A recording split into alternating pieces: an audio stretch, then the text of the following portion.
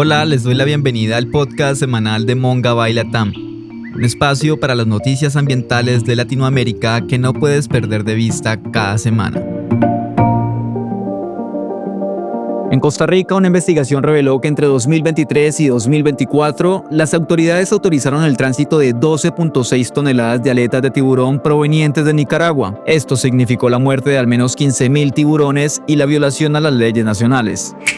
Y aquí la noticia más importante. Entre 2023 y 2024, Bolivia firmó al menos 14 convenios con empresas extranjeras para aprovechar el litio, uno de sus recursos más valiosos. Pero aunque la Constitución exige que cualquier contrato sobre su explotación sea aprobado por la Asamblea Legislativa, la mayoría de estos acuerdos siguen siendo un misterio. Hoy está con nosotros Rocío Lloret Céspedes, periodista y directora de contenidos de la región en Bolivia, para hablar sobre estos convenios y por qué su falta de transparencia genera tantas dudas en el país. Hola Rocío, ¿cómo estás? Hola Richard, gracias por la invitación y pues va a ser un gusto conversar contigo estos minutos. Gracias a ti, Rocío. Rocío, Bolivia tiene una de las mayores reservas de litio del mundo, pero de estos 14 convenios que hablábamos, solo 2 llegaron a la Asamblea Legislativa para su discusión. ¿Por qué sucede esto y qué implicaciones traería un poco esta figura de convenio que se ha usado para firmarlo, si es que se puede explicar de alguna manera? Sí, justamente buscamos eso en el reportaje, tratar de entender esa misma figura que me preguntas, porque tal como empezamos en el reportaje, cuando entró Luis Arce al gobierno en 2021, decidió cambiar toda la política de litio de Bolivia, que ya viene hace años tratando de vender el litio y todo aquello, con una nueva, supuestamente con extracción directa de litio, y era una idea como innovadora, más sostenible y todo aquello. Entonces sonaba muy bien.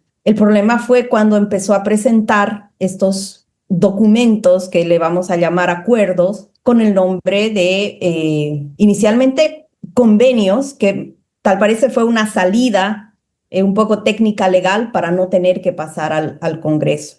Porque evidentemente la ley dice que los contratos con esa palabra como tal deben pasar por el Poder Legislativo para que tanto diputados como senadores los analicen y los puedan aprobar, porque se supone que son recursos naturales del país. Entonces, al llevar la palabra convenio, lo que explican ellos y han explicado todo este tiempo es que no tenían obligación de pasar por ahí, y que en todo caso no le estaban significando ni siquiera dinero al Estado, es decir, las empresas iban a invertir en estudiar, en explorar, en supuestamente empezar a trabajar ya con el litio, y el gran problema es justo que los bolivianos y las bolivianas no conocemos su contenido.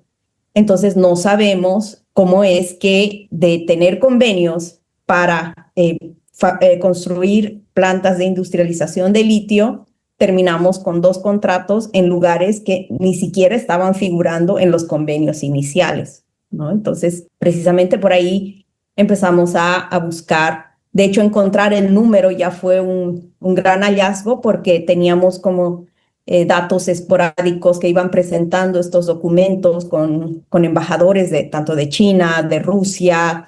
Luego entraron empresas europeas también, una francesa, incluso hay una argentina, pero nunca se conocieron los contenidos. Y de pronto encontramos un documento ahí donde, ellos dicen son 14 entre 2023 y 2024, que finalmente por lo menos había una pista. De estos 14 mencionabas justamente de 2 contratos con una empresa china y otra Rusia que sí llegaron a discusión en la Asamblea Legislativa. Quisiera que empezáramos a hablar un poco del lado ruso, de Uranium One Group.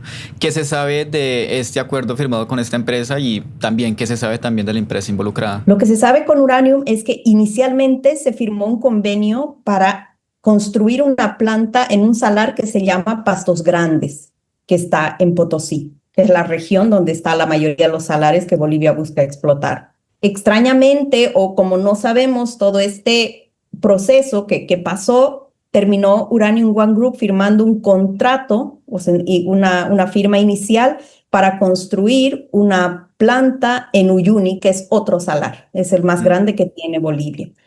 A partir de ahí ya tenemos una, no sé si irregularidad, pero ahí tenemos una gran duda de saber por qué, si Uranium había iniciado un convenio para hacer trabajos en Pastos Grandes, termina firmando un contrato para construir una planta para industrializar carbonato de litio, en todo caso transformar el litio en carbonato de litio, que es la fase comercial del recurso, del mineral, en Uyuni. Pero bueno, se supone que va a ser una planta que va a producir 25,000 toneladas al año y es una especie de asociación accidental. Así es como figura en el contrato.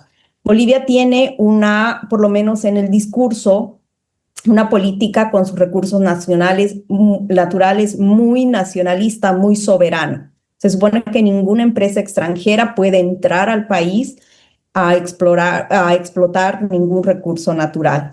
Pero ¿qué es lo que hicieron con el litio? Es que entre como una especie de empresa de servicios, ¿no? O sea, YLB, que es Yacimientos de Litio Boliviano, contrata a la empresa, que en este caso es Uranium One Group, para que le construya la planta. Y luego en el contrato se especifica que, bueno, Uranium es quien va a poner el dinero para la construcción. Se supone que YLB le tendría que dar todas las condiciones para que lo haga y finalmente cuando empiece a venderse el carbonato de litio se va pagando tanto la construcción como ya se va generando ganancias. Entonces aquí los expertos bolivianos con los que trabajamos para analizar este contrato, que por cierto no fue público ni siquiera para los propios congresistas en el momento de la aprobación, explican que en realidad lo que el país tiene muchas desventajas a la hora de generar ganancias y luego si es que se pierde, porque se hace un cálculo de que la tonelada de carbonato de litio estuviese a $30,000 cuando actualmente está en 10,000 y ni siquiera en el mejor de los casos podría llegar a ese monto. El propio contrato admite que la planta va a estar en una zona donde se afecta fuentes de agua de comunidades indígenas, en este caso de Norlipes. Entonces, y finalmente no es solo un contrato, sino que es una especie de matrioska rusa, emulando un poco al juguete, porque es un contrato que tiene 3 subcontratos más. Entonces, uno habla de la construcción, el otro habla de qué va a pasar si es que no se llega a ciertas características. Y bueno, finalmente termina este contrato estancado en la Asamblea Legislativa. En este momento fue aprobado en agosto, 5 días antes de las elecciones presidenciales, en medio de gritos y de peleas, pero en este momento está estancado. Ese es un pequeño resumen de lo que sucede con uranio. Y por otro lado tenemos justamente un consorcio chino llamado Hong Kong CBC. ¿Ocurren cosas similares con este contrato? Un poco también con esta opacidad en cuanto a los anexos, por ejemplo. Totalmente, porque inicialmente CBC no entró como Hong Kong CBC, entró como un convenio en el que sí se mantiene la sigla de CBC y el consorcio se presentó a 2 convocatorias públicas que hizo YLB, una en 2021 y otra en 2024. Como resultado de esas 2 convocatorias se llega a este contrato, pero lo que no entendemos bien es cómo, qué ofreció en la primera convocatoria y qué ofreció en la segunda. En el caso de CBC, que en el contrato figura como CBC Investment Bolivia, o sea, han creado una empresa para entrar al negocio en Bolivia, debería construir 2 plantas, también para extraer carbonato de litio, para elaborar carbonato de litio y venderlo. En las 2 plantas, una de ellas estaría cerca a la que tendría que construir Uranium One Group y extraería de ahí las salmueras para trabajar, y la otra planta extraería salmueras de las piscinas evaporíticas que se construyeron en el gobierno de Evo Morales, que le costaron al Estado boliviano más de $500 millones y que hoy en día no funcionan en su totalidad. Y entonces lo que CBC haría es construir una planta nueva para extracción directa y luego usaría el carbonato de esas piscinas que quedaron como medio en desuso después de que Morales dejó el poder en 2019. En el caso de CBC, también hay muchas desventajas económicas para Bolivia. Una de ellas, que es quizá la más preocupante para el departamento donde están los salares, que es Potosí, es que Bolivia no podría subir las regalías a la empresa en el caso de que lo viera conveniente, porque tendría que ver la manera de evitarlo o poner el restante del dinero para que CBC no pierda. En cualquiera de los dos casos es Bolivia quien tiene que ver la manera de que la empresa no pierda, digamos, tanto su inversión como las ganancias posteriores. Tampoco el contrato explica si esa salmuera si ese carbonato que se va a empezar a usar de las piscinas que ya estaban, CBC lo tiene que pagar aparte o Bolivia le va a dar libre ese material porque es materia prima que se le va a entregar. Entonces hay muchos cabos sueltos también ahí, sin contar el tema ambiental que la tecnología de extracción directa de litio usa mucho más agua que esta tradicional que era la de piscinas evaporíticas. Bueno, Rocío, ya por último, Bolivia entrará a segunda vuelta el próximo 19 de octubre entre Rodrigo Paz y Jorge Quiroga. ¿Qué posturas tienen ambos candidatos frente a estos convenios de litio y pues justamente la gestión del recurso? Los dos han coincidido en que no van sus bancadas parlamentarias no van a aprobar los contratos como están, por lo menos en la Asamblea Legislativa Plurinacional, como se llama en Bolivia. Sin embargo, los dos también coinciden. Rodrigo Paz pide una nueva ley de recursos evaporíticos que tendría que establecer las nuevas normas de juego. Y Jorge Quiroga lo que está proponiendo es que todos los bolivianos seamos como una especie de socios de litio. Lo ha planteado así, pero no ha explicado bien cómo sería esta especie de cooperativa. Por lo que ha pasado por experiencias en gobiernos anteriores, es posible que todo vuelva a foja cero, es decir, que vuelvan a empezar todas las negociaciones con otras empresas y todo.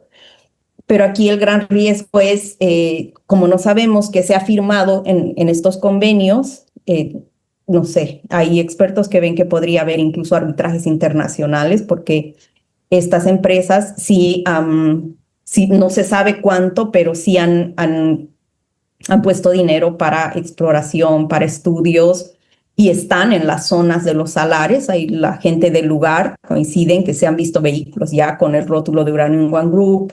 Hay empresas chinas trabajando ahí. Entonces no se sabe qué es lo que va a pasar.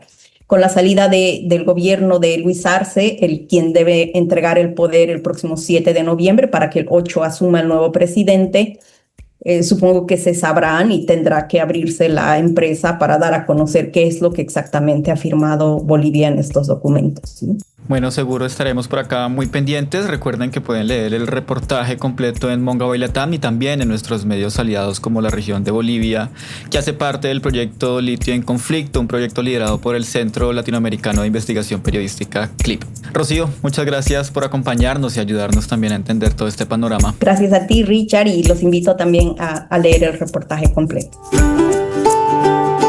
Cerramos con estos elefantes marinos convertidos en científicos. A través de transmisores satelitales instalados en sus cabezas, investigadores recopilan datos esenciales sobre la corriente del Cabo de Hornos. Esos datos permiten a la ciencia anticipar los efectos del cambio climático.